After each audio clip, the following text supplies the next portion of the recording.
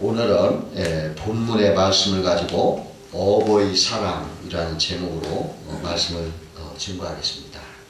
오늘은 어버이 주일입니다. 그래서 어버이의 사랑이 참으로 위대한 사랑이다 이렇게 생각할 수가 있습니다. 그러면 오늘은 이 본문의 말씀을 가지고 그 어버이의 위대한 사랑을 생각해보는 시간을 갖게 하겠습니다. 오늘 이 본문의 다윗을 보면은 그 자기를 반역하고 또 자기를 죽이려는 그 아들이 그 압살롬이 그렇게 자기를 불효를 저지르고 있지만은 그걸 미워하지 않는 거예요. 자기가 죽음에 처했어도 미워하지 않고 애타게 자기 그 압살롬을 구해주려고 하는 것을 본문에 볼 수가 있습니다. 그 아버지의 사랑이 참 귀한 거예요. 이게 바로 하나님의 사랑의 모형이고 그림자인 것입니다. 그러면 이 어버이의 사랑은 어떤 사랑인가 한번 우리가 생각해 보겠습니다. 첫 번째로 이 어버이의 사랑은 천륜의 사랑인가 이렇게 얘기할 수가 있습니다. 이 어버이의 사랑은 하늘로부터 천륜의 사랑인 거예요. 환경과 조건을 뛰어넘는 그러한 사랑인 것입니다. 지금 오늘 본문에 보면은 불효 막심한 이 압살롬이가 그 아버지를 이렇게 배반을 했어요. 그래가지고 아버지를 왕궁에서 내쫓고서 그것도 부족해가지고 또 아버지를 잡아 죽이려고 군대를 끌고서 찾아온 거예요. 그러면서 이제 아버지 군대와 이렇게 전쟁을 벌이려고 이렇게 하고 있는 것입니다. 얼마나 이게 폐역합니까? 근데 그 아버지 다윗은 그 모반한 그 자기 아들 때문에 왕궁에서도 쫓겨났고 또 생명도 위급해요. 그러한 가운데서도 자기 아들, 그 팽무도한 그 아들을 걱정하는 거예요. 그래가지고 싸우러 나가는 자기 군대들의 장관들에게 너희들 갈 때 압살롬을 좀 잘 좀 대우해달라. 죽이지는 말아달라. 막 이렇게 말을 하는 걸 볼 수가 있습니다. 이 어버이의 사랑은 이와 같이 어떤 조건이나 환경을 뛰어넘어서 그 무조건적인 사랑인 것입니다. 이래서 이것이 천륜이라고 하는 거예요. 하나님께서는 그 피조물, 모든 피조물에게 다 이걸 천륜을 주셨어요. 그 모성애, 부성애, 짐승들도 그런 걸 갖고 있어요. 하나님이 창조하신 피조물에 다 그런 게 있어요. 그 천륜은 피보다 물보다 피가 진하다 이런 말이죠. 그 피로 보여진 사랑이라는 것입니다. 나폴레옹이 1812년 9월 14일 날 그 러시아를 침공했어요. 그래가지고 모스크바를 함락했는데 막 파죽 시대로 막 쳐들어가는데 러시아 사람들은 싸우질 않는 거예요. 그냥 계속 후퇴를 하는 거예요. 그 러시아 군인들이 이제 앞으로 몇 개월만 있으면 쟤들이 추위 때문에 이제 프랑스군의 맥을 못 출 것이다 이걸 아는 거예요. 그래가지고 자꾸 막 후퇴를 합니다. 그리고 후퇴하면서 마을마다 다 식량을 불태워버려요. 프랑스군이 먹지 못하게. 이제 2달만 삼으면 이제 프랑스군이 이제 추위 때문에 어려울 것이다. 다 후퇴하면서 마을마다 식량을 다 불태워버리고 막 가요. 그러니까 나폴레옹 군대가 가는 곳마다 먹을 것이 없는 거예요. 가는 곳마다. 근데 이제 한 2달 11월쯤 되니까 막 모스크바 추위가 막 몰아닥치네. 막 눈이 막 오고 막 추워지는데 그 50만 명 되는 그 나폴레옹 군대들이 먹지 못하니까 막 아사자들이 막 생겨나고 또 막 추위에 동사자들이 막 속출하는 거예요. 그래 나폴레옹 군대들이 이렇게 어느 마을에 들어가는데 거기에는 사람이 좀 있는 거예요. 그래서 그거를 보니까 어느 한 어머니가 자기 애기에게 젖을 먹이고 있어요. 그래서 야, 젖을 먹일 정도면은 이 마을에는 먹을 것이 있겠다 이렇게 생각을 하고서 총을 들이대면서 먹을 것을 내놔라 이렇게 그 어머니 얘기했습니다. 그래서 그 어머니 전혀 반응이 없어요.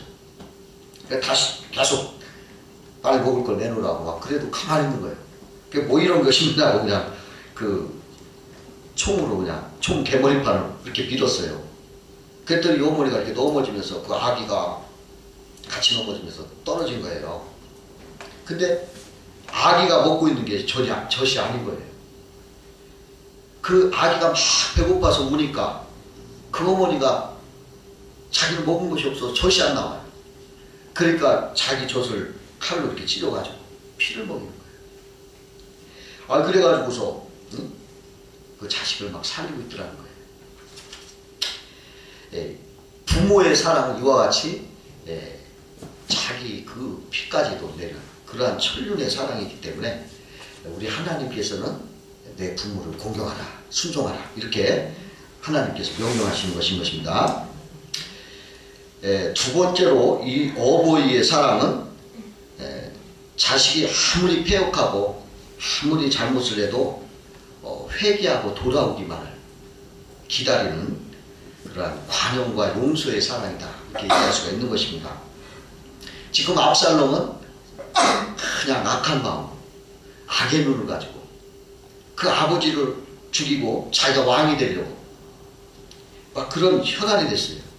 이런 폐역무도한 범죄를 막 저지르고 있어요. 근데 그 아버지는 그런 폐역한 아들이지만 사랑의 눈으로, 사랑의 마음으로 그냥 그걸 감싸안고 품어주고 살리려고 선한 마음으로, 선한 눈으로 이렇게 끝까지 용서하고 이렇게 품어주는 걸 볼 수가 있는 것입니다. 이것은 죄인을 향한 하나님의 마음이요 부모의 사랑이다 이렇게 얘기할 수가 있는 것입니다. 하나님은 아무리 큰 죄인이라도 진심으로 회개하고 하나님께로 돌아오면은 어떤 죄인도 관용과 용서를 이렇게 품어주시는 구원해 주시는 하나님인 것입니다. 그 어떤 그 부잣집 아들이 그 아버지 돈을 가지고 나가서 그냥 막 황박당 다 써버렸어요. 그럼 돈이 다 떨어지고 나는데 먹을 것이 없으니까 이제 갈 데가 없어요. 자기가 살 수가 없으니까 집으로 돌아가고 싶었어요. 근데 이거 집으로 돌아가면 아버지한테 크게 혼날 것 같고 용서해 줄 것 같지 않으니까 큰 망설였어요. 그가 그냥 회개를 하면서 눈물로서 편지를 썼습니다. 뭐라고 썼냐면 만일 이 못된 자식을 용서하고 받아주신다면은 무월 무시에 기차를 타고 우리 동네 앞을 내가 지나가겠는데 내가 지나갈 때에 마당 대추나무에다가 흰 수건을 하나 걸어주십시오. 그러면 내가 용서해 주는 걸로 믿고 그 다음 주에 내려서 내가 집으로 가겠습니다. 그런 편지를 쓰고서 이제 그날을 기다렸다 그날이 왔어요. 이제 그는 고향을 이제 한번 가보려고 다 기차를 타고서 무거운 마음을 가지고 이제 기차를 올라탔습니다. 기차가 이렇게 가는데 자기 동네가 가까워지니까 이제 마음이 막 계속 뛰는 거예요. 초조해지는 거예요. 어떻게 됐을까? 어떻게 할까? 그 목을 길게 내밀고서 자기 동네를 이렇게 바라보았어요. 근데 깜짝 놀란 거예요. 왜냐하면은 자기 집 대추나무뿐만 아니라 막 앵두나무 뭐 집에 있는 뭐 별의별 나무에다가 막 수건도 걸어놓고 막 그냥 흰 보자기도 걸어놓고 혼이불도 걸어놓고 막 하얗게 걸어놓는 거예요. 그 부모가 혹시나 그 아들이 그걸 못 보고 그냥 갈까봐 그 수건 하나 갖고는 안 되겠어가지고 그냥 집에 있던 모든 걸 다 걸어놨던 거예요. 그게 아버지의 사랑, 하나님의 사랑. 예? 관용과 용서라는 게 이게 참 우리 어머니의 사랑이고 부모님의 사랑인 것입니다.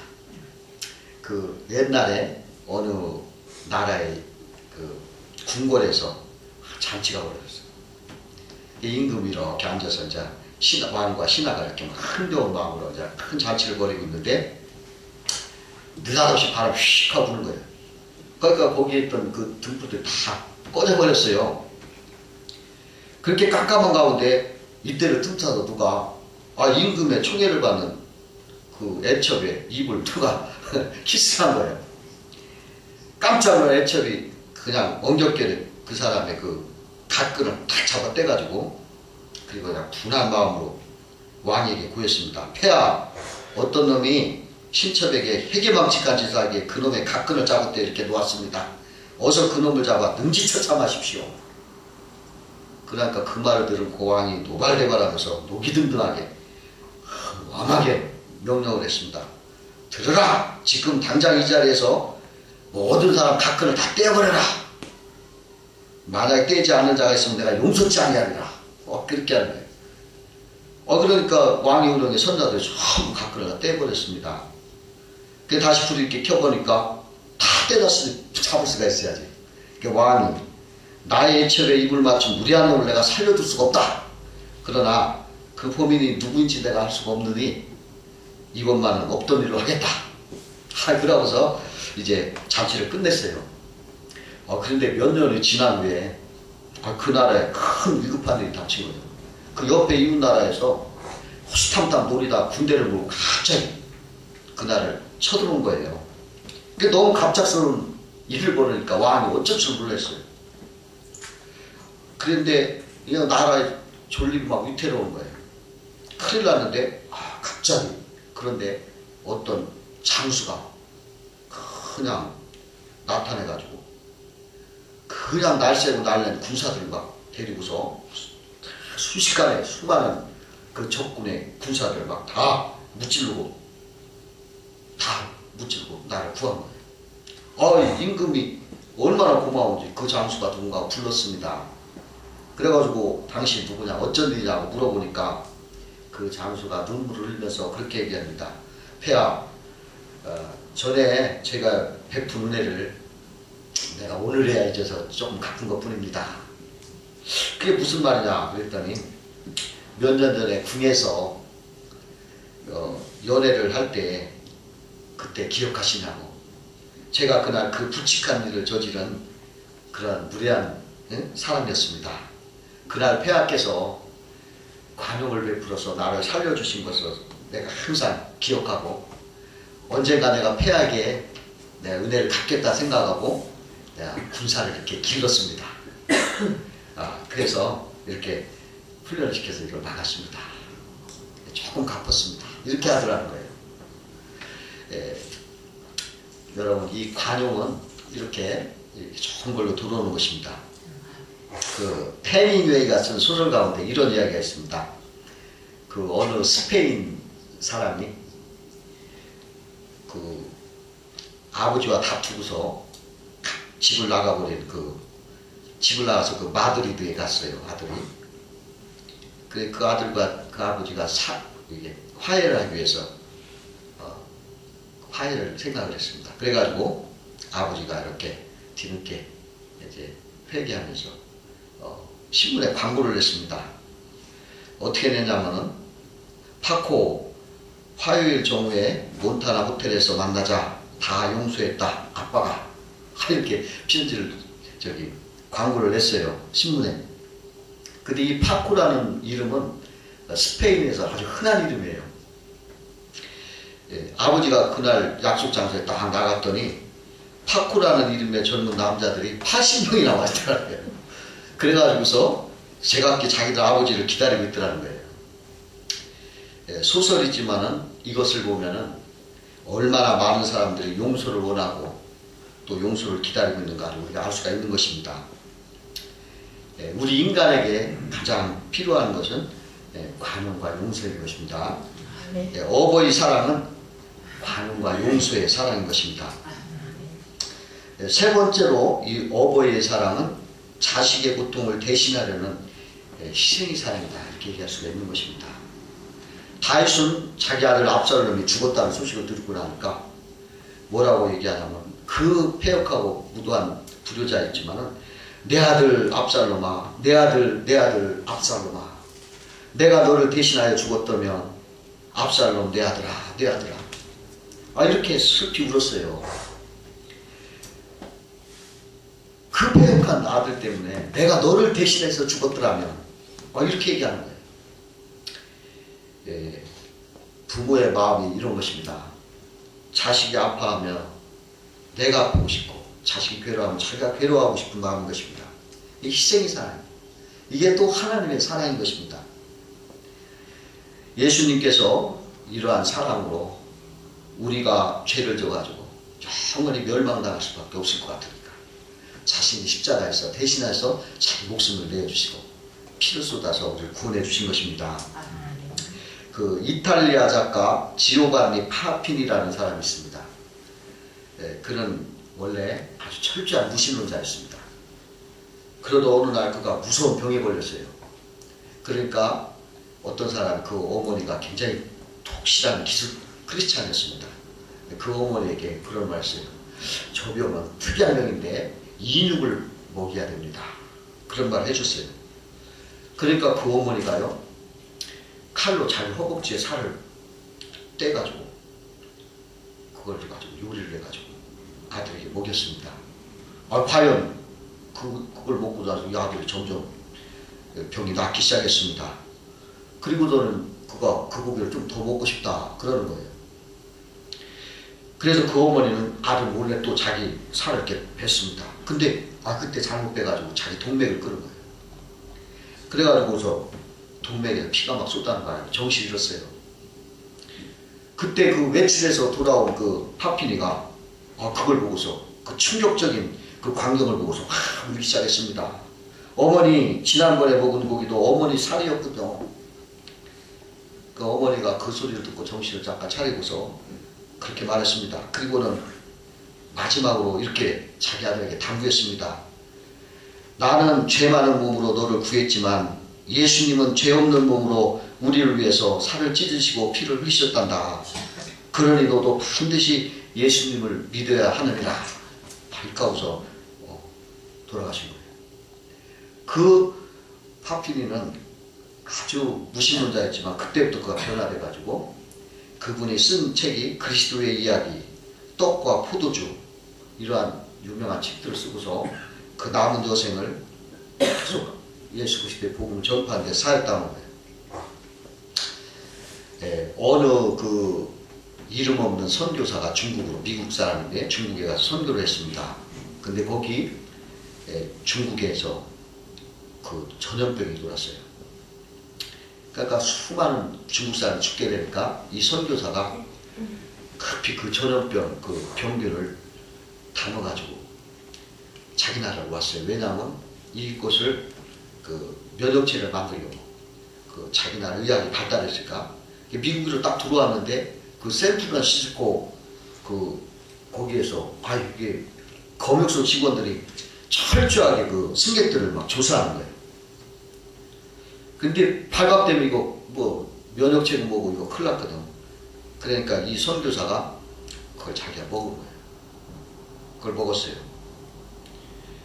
그랬더니 그 몸이 금방 그냥 막 병으로 막 그냥 열이 막 나기 시작하는 거예요. 그래서 그는 막 병원으로 달려갔습니다. 그리고 의사들이 이렇게 외쳤어요. 내 몸은 지금 중국에서 번지고 있는 전염병에 감염되었습니다. 이 병물을 뽑아서 면역체를 만들어 주세요. 그것을 중국에 보내서 많은 사람들을 살려주기 바랍니다.